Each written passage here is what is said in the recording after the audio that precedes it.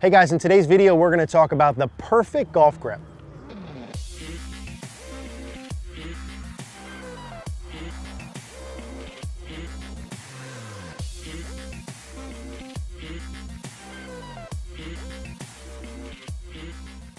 All right guys, Eric here at the Bethlehem Golf Club. I want to talk to you today about the perfect golf grip. How exactly should you put your hands on the club? Now, before we dive in, for those of you that can't make it for in-person coaching, would love to let you know about CogornoGolf.com. That's where we can work together. CogornoGolf.com is our online community. Most importantly, as a member of CogornoGolf.com, you get access to our Facebook group where you can post your swing videos. I help you identify priorities, show you drills to work on, and help guide you through the process. You also get access to everything. You get access to all of our master classes, the member library on the site, the quick fix section, the practice section, and everything else we have. Would love to see you on CogornoGolf.com so I can help you beyond just these videos here. So let's talk about the perfect golf grip and how exactly should you put your hands on the club, right? It's arguably the most important part of the whole swing is how you hold it. Now, there's a couple things I want to get across here. Let's talk about the specifics of where your hands go on the club and then sort of what your options are in terms of how you hold it. Now, in general, we would sort of categorize grips into three different sections.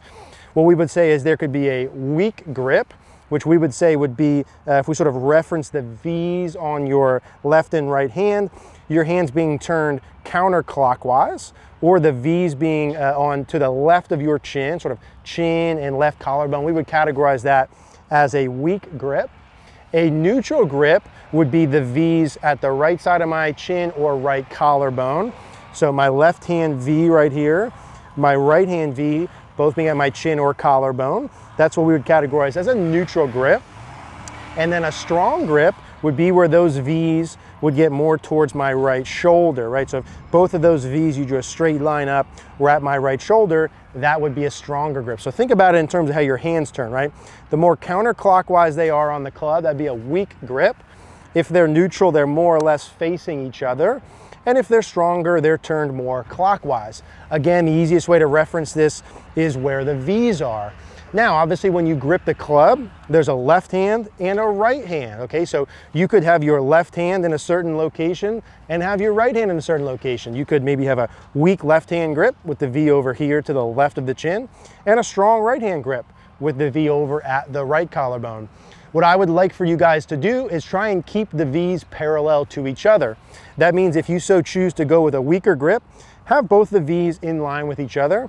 If you want to have a neutral grip, have them both in line at the collarbone.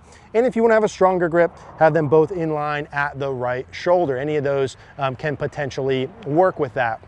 Now, the second thing, just in terms of grip strength, before we talk about how your hands go on the club, would be that really depending on your performance dictates whether you have choices or not. And what I mean by that is, if you have a weaker grip, let's say both of your hands turn counterclockwise or V's to the left of your chin, and you're a really solid player and you hit it good, control the dynamic loft, control the direction like a Jon Rahm type of weak grip, then that's cool, right? If you're Jon Rahm, you can keep your grip weak, that's fine.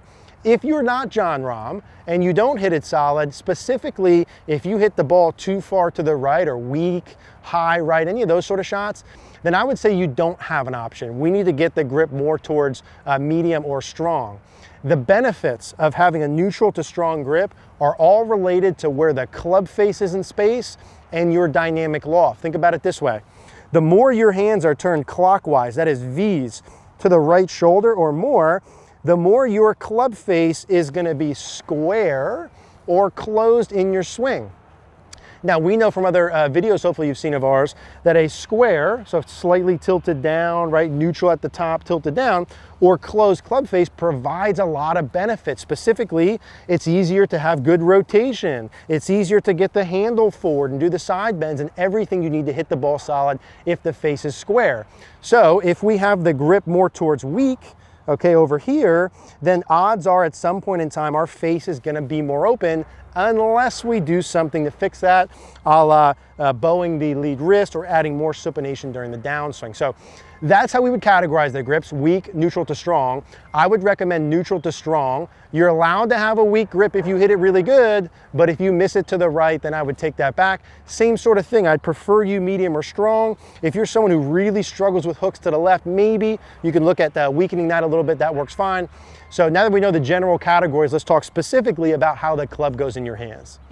Okay, so how does the club lay in your hands? Well, the first thing we're gonna look at is how the club interacts with your lead hand and where the club works down your hand. Now, more or less, when you take your grip, the two options are, I'm gonna have the club work right here on my left hand, either straight down, so more like I'm gripping it sort of 90 degrees, or I can have it on a little bit of an angle. Okay, see how that's angled here in my hand? Or that's just kind of straight up and down 90. I would prefer you guys to get closer to straight up and down 90. That way when we regrip the club here, I can get my heel pad nice on top, right?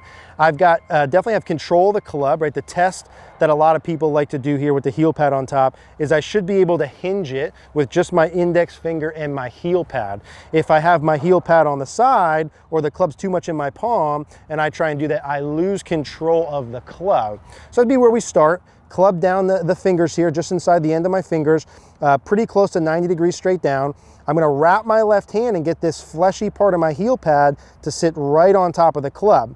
I know I've done that correctly if I can hinge it and I can, with just my index finger and my heel pad. Now I'm gonna wrap all three of my fingers and my thumb. Now as I wrap that, you can see I've got good control of the club.